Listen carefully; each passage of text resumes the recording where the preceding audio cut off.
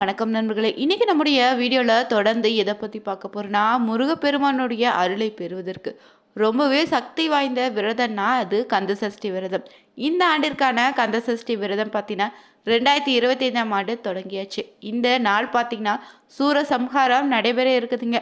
இந்த சூரசம்ஹாரம் நடைபெறக்கூடிய நேரத்தில் எந்த தீபத்தை ஏற்றினா உங்களுக்கு இருக்கக்கூடிய பண பிரச்சனை, கடன் பிரச்சனையை தீருன்னு தெரிந்து கொள்ள இந்த ஒரு வீடியோவை நீங்கள் கடைசி வரைக்கும் ஸ்கிப் பண்ணாமல் பாருங்கள்.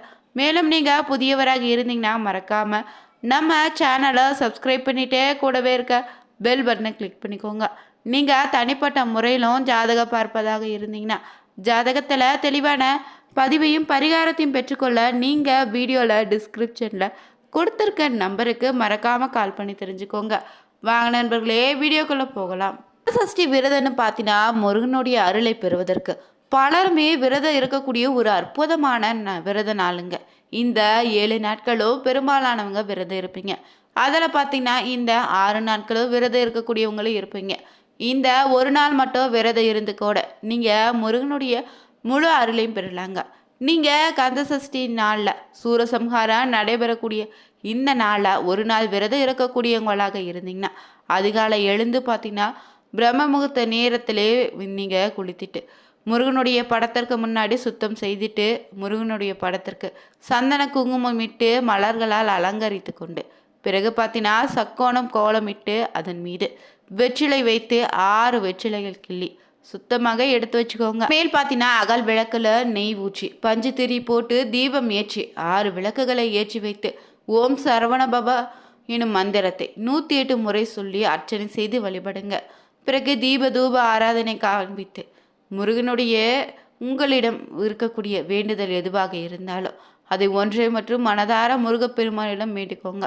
நீங்கள் இப்போது விரதத்தை தொடங்கலாம்.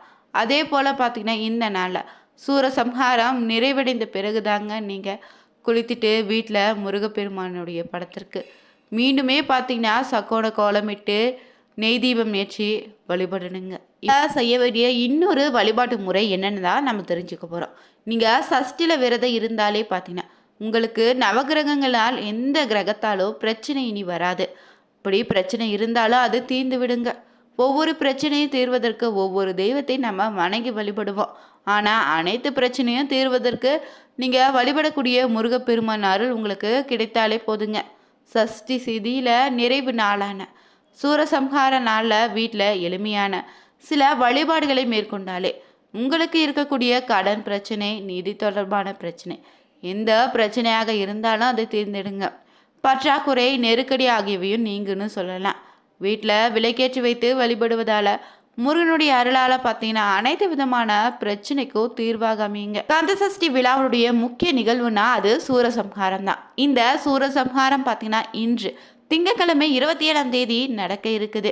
கந்தசஷ்டியில் 6 நாட்களும் விரதம் இருக்க முடியாதவங்க கூட சூரசம்ஹாரம் இன்று நடைபெறக்கூடிய நாளில் முருகப்பெருமானை மனதார நினைத்து கொண்டு நீங்கள் விரதம் இருந்தீங்கன்னா நிச்சயம் உங்களுக்கான பலனை பெறலாங்க.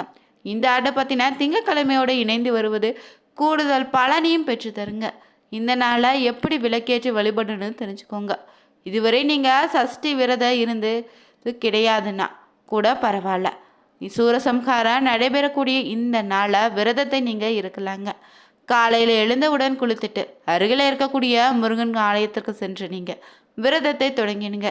பிறகு பார்த்தீங்கன்னா கோவிலுக்கு செல்ல முடியாதவங்க வீட்டிலையே முருகன் படத்திற்கு முன்னாடி விளக்கேற்றி வைத்து மனதார உங்களுடைய குலதெய்வத்தையோ இஷ்ட தெய்வத்தையோ முருகப்பெருமானையும் வழிபட்டு நீங்கள் விரதத்தை தொடங்கலாம். நாள் முழுவதும் நீங்கள் உபவாசமாக இருந்து வழிபடுவது ரொம்ப சிறப்பு. அப்படி முடியாத பட்சத்தில் நீங்கள் சாப்பாடு சாப்பிட்டோ பால் பழம் போன்ற எளிமையான உணவை எடுத்துக்கொண்டு கூட விரதம் இருக்கலாங்க. நீங்கள் இந்த நாளில் மிளகு விரதம் இருக்க நினைத்தீங்கன்னா காலையில் 2 மிளகு, மதியம் 2 மிளகு, மாலையில் 2 மிளகுன்னு 6 மிளகுகளை மட்டும் சாப்பிட்டு விரதம் இருக்கலாம். பலருக்கும் இந்த சூரசம்ஹாரத்தன்று மௌன விரதம் இருப்பது வழக்கமாக வச்சுருப்பீங்க. முடிந்தவங்க இந்த விரதத்தை நீங்கள் இருக்கலாங்க. இந்த நாளில் முருகப்பெருமானுக்கு நீங்கள் சிவப்பு நிறத்தில் இருக்கக்கூடிய செம்பருத்தி பூ, செவ்வரளி மலர்களை சூட்டி வழிபட்டிங்கன்னா அளவில்லாத பலன்களை பெற முடியும். இந்த நாளில் பார்த்தீங்கன்னா திருச்செந்தூர் திருக்கோவில் இன்று மாலை 4:30 மணிக்கு பிறகுதான் சூரசம்ஹாரம் நடைபெற இருக்குது. சூரசம்ஹாரம் முடிவடையக்கூடிய நேரமாக பார்த்தீங்கன்னா 6 மணி ஆகும். அதற்கு பிறகு பார்த்தீங்கன்னா தலைக்கு குளிச்சுட்டு முருகப்பெருமானுக்கு நீங்கள் விளக்கேற்றி வைத்து நெய் தீபம் படைத்து வழிபட்ட பிறகு விரதத்தை நீங்கள் நிறைவு செய்யணுங்க. இந்த 6 நாள் கந்தசஷ்டி விரதம் இருந்தவங்க 27ஆம் தேதி திருக்கல்யாணம் நிறைவடைந்த பிறகு நீங்கள் விரதத்தை நிறைவு செய்யணுங்க. சஷ்டியில் வரக்கூடிய வளபிரி சஷ்டி நாளில் வீட்டில் நீங்கள் சக்கோட தீபம் ஏற்றி வழிபடுவது ரொம்ப நல்லது. 6 விளக்குகளை நிறைவாக ஏற்றி வழிபடுவதால் முருகனுடைய பரிபூர்ண அருள் உங்களுக்கு கிடைத்திடுங்க. அதோடு மாலை நேரத்துலையும் பார்த்தீங்கன்னா 6 மணிக்கு பிறகு இப்போது சொல்ல போகக்கூடிய விளக்கை ஏற்றி வழிபட்டு பாருங்கள். ஒரு தட்டு மத்தியில் பார்த்தீங்கன்னா 1 ஸ்பூன் மிளகை பரப்பி வச்சுட்டு பிறகு அதை சுற்றி கொண்டை கடலை பரப்பி வச்சிடுங்க. பிறகு பார்த்தீங்கன்னா தட்டினுடைய மையத்தில் இருக்கக்கூடிய மிளகிற்கு மேலே ஒரு அகல் விளக்கு நெய் விட்டு தீபம் ஏற்றணும். பிறகு நல்லெண்ணெய் நீங்கள் இதற்கு பயன்படுத்தாதீங்க. நெய் பயன்படுத்துவது ரொம்ப நல்லது. இந்த விளக்கு குறைந்தபட்சமாக பார்த்தீங்கன்னா வீட்டு பூஜை அறையில் 1 மணி நேரமாவது எரியும்படி பார்த்துக்கோங்க.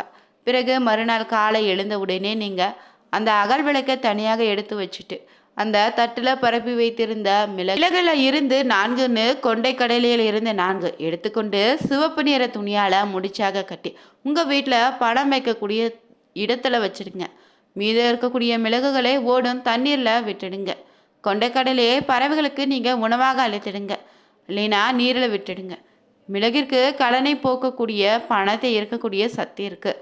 அதனால் இந்த சூரசம்ஹாரம் நடைபெறக்கூடிய நாளில் முருகனுடைய அருளை பெற்று இந்த மிளகை நீங்கள் உங்கள் வீட்டு பணம் வைக்கக்கூடிய இடத்துல வைப்பது உங்களுக்கு இருக்கக்கூடிய பணம் சம்மந்தமான அனைத்து விதமான பிரச்சனைகளையும் போக்கிடுங்க. அதே போல் பார்த்திங்கன்னா இந்த கொண்டைக்கடலை குரு பகவானுக்கு ரொம்பவே உரியதாக இருக்குது. இதனை 2யுமே சேர்த்து நீங்கள் திங்கக்கிழமையில் சஷ்டி தீபம் ஏற்றினீங்கன்னா வீட்டில் இருக்கக்கூடிய பண பிரச்சனைகள் படிப்படியாக குறைய தொடங்கிடுங்க. சம்ஹாரம் நிறைவடைந்த பிறகு பார்த்தீங்கன்னா நீங்கள் தண்ணீரில் குளிக்கணும். அந்த இந்தந்த பொருட்கள் சேர்க்கணுன்னு முதல்ல தெரிஞ்சுக்கோங்க. இந்த தண்ணீரில் பார்த்தீங்கன்னா 6 துவரம்பருப்பு, 6 சிட்டிகை மஞ்சத்தூள், 6 சிட்டிகை சந்தனப்பொடி, அப்படி இல்லைன்னா சந்தன வெள்ளையை கூட நீங்கள் தூள் செய்து போட்டுடுங்க. கொஞ்சமாக கல் உப்பு, கொஞ்சமாக பன்னீர் ஊற்றி இந்த தண்ணீரில் ஒரு மூடி போட்டு அப்படியே ஓரமாக வச்சிடுங்க. இந்த தண்ணியில் போடப்பட்டு இருக்கக்கூடிய பொருட்கள் அனைத்தும் பார்த்தீங்கன்னா தண்ணீரோடு சேர்ந்து ஊறிடும். இந்த பொருட்கள் எல்லாமே முருகப்பெருமானுக்கு ரொம்ப ரொம்ப பிடித்த பொருட்களாக இருக்குதில்ல. பிறகு மாலை பார்த்தீங்கன்னா சூரசம்ஹாரம் முடிந்த உடனே இந்த தண்ணீரை வடிகட்டி எடுத்து வச்சுடுங்க. இந்த தண்ணீர் கையில் எடுத்துக்கொண்டு ஓம் முருகா, ஓம் முருகா, ஓம் முருகா, ஓம் குரு முருகா, ஓம் அருள் முருகா எனும் மந்திரத்தை 3 முறை சொல்லி இந்த தண்ணீரை குளிக்கிற தண்ணீரோடு சேர்த்து சக்தி வாய்ந்த முருகன் அருள் பெற்ற தீர்த்தத்தை போல எண்ணி ஓம் முருகா, ஓம் முருகா எனும் மந்திரத்தை மனதுக்குள்ளே உச்சரித்து கொண்டு இந்த தண்ணீரை கொண்டு தலைக்கு குளிக்கணுங்க. அவ்வளவுதாங்க. ரொம்பவே உடம்பு முடியாத காலையில் தலைக்கு குளித்துட்டேன், மாலையில் தலைக்கு குளித்தால் பல பிரச்சனைகள் வரக்கூடுன்னு நினைப்பவங்க நீங்கள் பார்த்தீங்கன்னா இந்த தீர்த்தத்தை எடுத்து தலைக்கு தெளித்து கொள்ளலாங்க.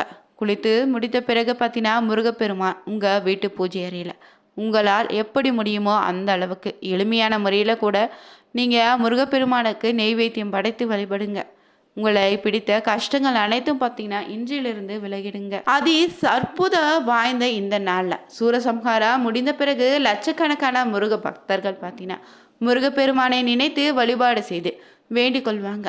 அந்த சமயத்தில் நீங்கள் மனதில் முருகன் இருக்கக்கூடிய அந்த சமயத்தில் வைக்கக்கூடிய வேண்டுதல் எதுவாக இருந்தாலும் நிச்சயம் நிறைவேறுங்க. ஆண்டு கந்தசஷ்டி நிறைவு நாள் பார்த்தீங்கன்னா முருகப்பெருமானுக்கு உகந்த செவ்வாய்க்கிழமையோடு இணைந்துவதற்கு, அதனால் முருகப்பெருமானிடம் நீங்கள் மனதார பார்த்தீங்கன்னா நெய் தீபம் ஏற்றி வழிபட்டீங்கன்னா உங்களுக்கு இருக்கக்கூடிய அனைத்து விதமான பிரச்சனைகளும் தீர்ந்துடுங்க. அதே போல் பார்த்தீங்கன்னா இந்த நாளில் நீங்கள் முருகன் கோவிலுக்கு அபிஷேகத்திற்கு தேவையான பொருட்கள் வாங்கி கொடுத்தீங்கன்னா உங்களுக்கு இருக்கக்கூடிய காரிய தடை, பண பிரச்சனை, தொழிலில் லாபம் இல்லாத சூழ்நிலை அனைத்தும் மாறிடுங்க. உங்கள் வாழ்க்கையில் நல்ல முன்னேற்றத்தையும் அந்த முருகனின் அருளை உங்கள் வாழ்க்கையில் ஏற்படுங்க. அதனால் பார்த்தீங்கன்னா முருகன் கோவிலில் நீங்கள் முடிந்த அளவு அன்னதானம் செய்வது அளவில்லாத பலனை ஏற்படுத்தி தரும். அதே போல் முருகனுக்கு இந்த நாளில் நீங்கள் கோவிலுக்கு செல்லும்போது முருகனுக்கு உகந்த செவ்வரளி பூக்களும் தாமரை மலர், வெண்தாமரை வாங்கி கொடுத்தீங்கன்னா உங்களுக்கு இருக்கக்கூடிய பண பிரச்சனை படிப்படியாக குறைய தொடங்கிடுங்க.